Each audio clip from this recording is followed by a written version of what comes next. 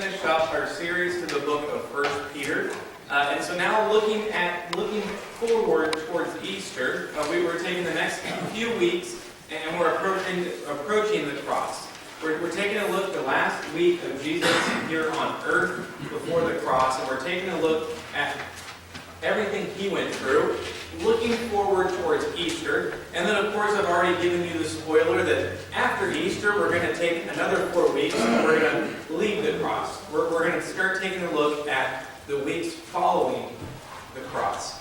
So if you have your Bibles today, we will be in John chapter 13, and we'll be looking at one of my favorite Bible stories, which I know doesn't mean a lot because I say that 3 times a week. We're looking at one of my favorite Bible stories.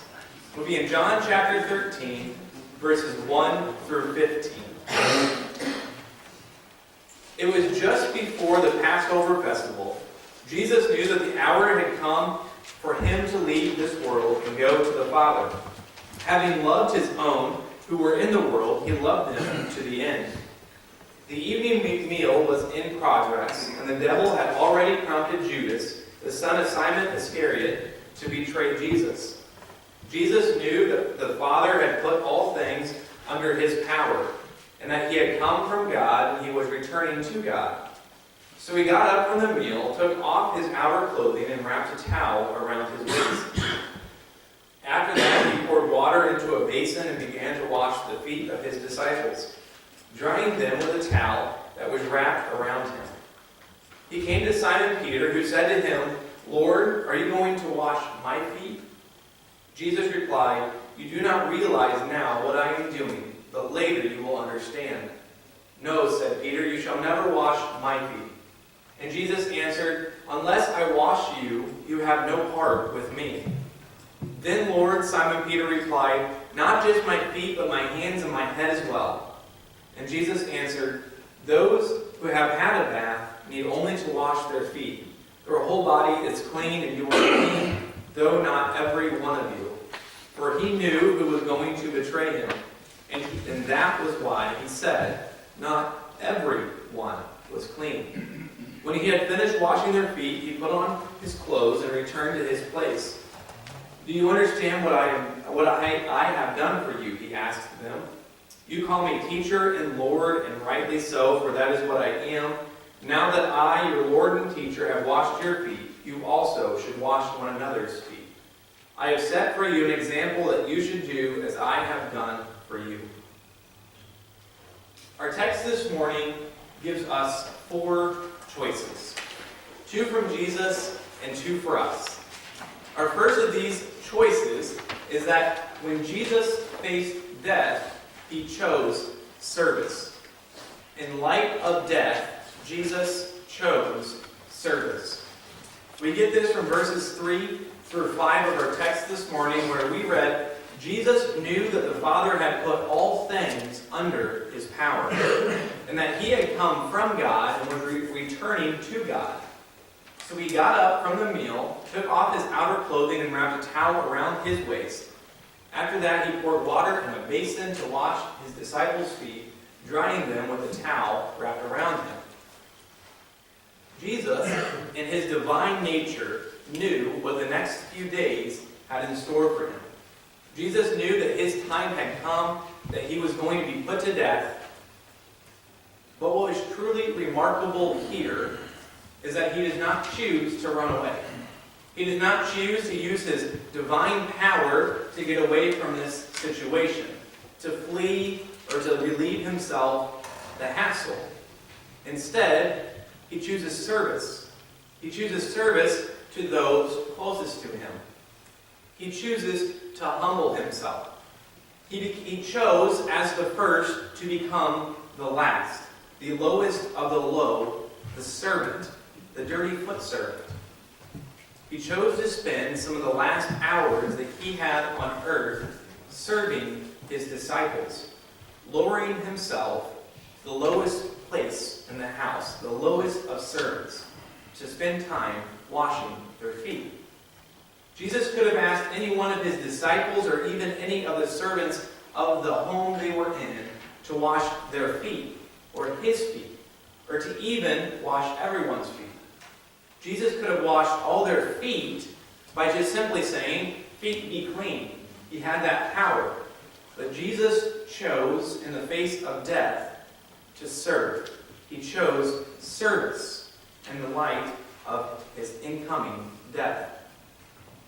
Moving on in our text this morning, it was a quick one, we're coming back, I promise. Moving on in our text this morning, we get to the second choice of Jesus, which is that in light of betrayal, he chose love. In light of betrayal, Jesus chose love. We get this from verses 10 and 11 in our text this morning, where we read, Jesus answered, "Those who have had a bath need only to wash their feet. Their whole body is clean, and you are clean, though not every one of you." For he knew who was going to betray him. And that was why he said, "Not every one was clean." Jesus took the time to serve and to wash each and every one of the disciples' feet. And he did so with the full knowledge that Judas was going to betray him. But in light of this betrayal, Jesus chooses to love. In light of the fact that one of the very men who was closest to Jesus, one of the very men that he was on his hands and knees washing the feet of, in light of this fact that one of these men was going to betray him, he chose to love. Christ did not banish him from the meal. He did not call out his name, or threaten him in any way. He simply chose to love. He simply loved him in the midst of his betrayal. Christ chose to love and to serve in the most horrible and scary of situations. He, being God in the flesh, chose to humble himself, the lowest of positions, to get on his hands and knees to wash the dirty feet of the disciples, and the very feet of the disciple in that room who was going to betray him. But he chose to love. If you've been following along in your bulletin this morning, you know that the first two choices that we were going to talk about was Jesus. So the next two choices is where we're going to start talking, and we're going to make it a little bit more personal. The next two the next two choices this morning are choices for us. Our next choice this morning is that because of his example, we choose service. See what I did there? In light of his example, we choose service. We get this from verses 13 and 14 of our text this morning, where we read, "You call me teacher and Lord, and rightly so, for that is what I am. Now that I, your Lord and teacher, have washed your feet, you also should wash one another's feet." So everybody real quick, start to Jesus makes it clear in verses 13 and 14 of our text this morning that just as he washed his disciples' feet, this act of humble service, him humbling himself to the lowest of positions, this act of Jesus was not just something that he did out of boredom or to flex his power to humble himself. This is an example for the disciples. This is an example for how a Christian should behave, the choices that a Christian should make. Jesus, being God in flesh, chose to humble himself to the lowest possible position at the dinner table. He chose to do so as an example for us. He showed us the example that we also should choose service. We as Christians living today need to follow in the example that Christ paints for us this morning. We need to humble ourselves, and we need to allow ourselves to be devoted to service for the kingdom, service for the church, service for our fellow believers, and service for the communities around us. If Christ himself was able to wash feet, how much more should we be willing to do? Being a Christian is more than just being correct in our teachings. It's more than just being correct in our teachings. It's more than where we spend Sunday mornings.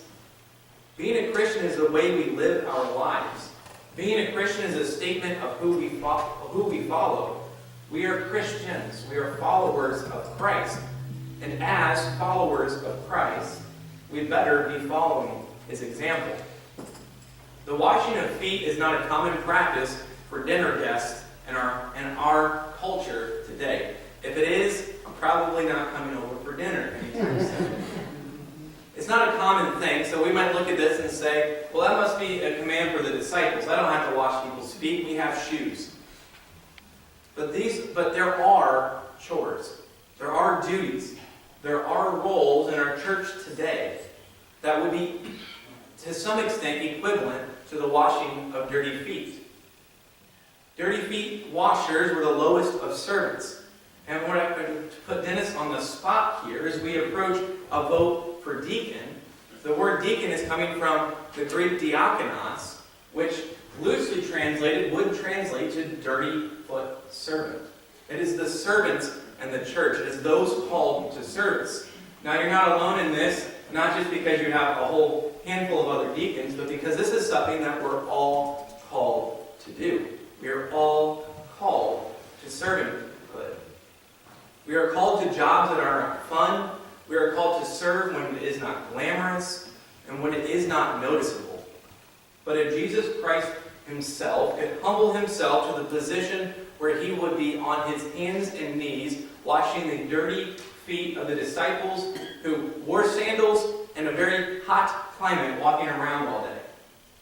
If Christ himself could humble himself to that point, and then he can call us to follow his example, we should be finding ways to serve the church in ways that we might not even enjoy, in ways that we might not find glamorous or noticeable.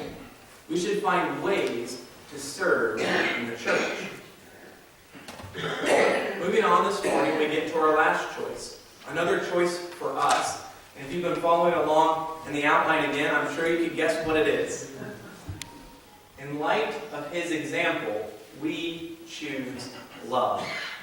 In light of his example, we choose love. We get this from verse 15 in our text this morning, where he said, I have set you an example that you should do as I have done for you. One more time, because that's a good verse that should stick with us this morning. I have set you an example that you should do as I have done for you. This verse right here, verse 15, this verse sums up what it should look like as we strive to walk closer with Christ. He states that he has set this example that we should be following, that we should do likewise. Jesus, facing certain death on the cross due to the betrayal of one of his closest friends, chose to love. He chose to wash the disciples' feet. He chose to allow himself to continue on the path towards the cross. He knew Friday was coming. And we know from his prayers later on that he was scared. He wasn't looking forward to it, but he knew Friday was coming. And he chose to love. Of course, he knew Friday was coming because he also knew Sunday was coming. He knew that all of these great hardships and pain that he was about to face, he knew that he was facing all of these partially due to the betrayal of the feet of a man he was washing. But he chose to love. He chose because he loved those closest to him, his disciples, but he also chose to love us. He knew that Friday was coming, but he also knew that Easter morning was coming. He chose to love on our behalf. In light of this incredible hardship that he was facing, in light of the next several days that he was not looking forward to, he chose to love. And then he challenged us to do the same. He challenged us to follow his example. He says that just as he has set this example, we need to do the same. We need to choose love because Christ first loved us. We need to look around at our church, look around at our communities, and look around our world, and we need to choose love. If today you decided to make the decision to follow Christ's example in love and in service, if you decided to be baptized into His family, to throw off your old self and to put on the new life in Christ, a life dedicated to following His example, choosing service, and choosing love. If you have decided to be baptized today, or if you have any other decision to make for Christ, I'd love to speak with you about that this morning. Our invitation hymn is going to be hymn number 463.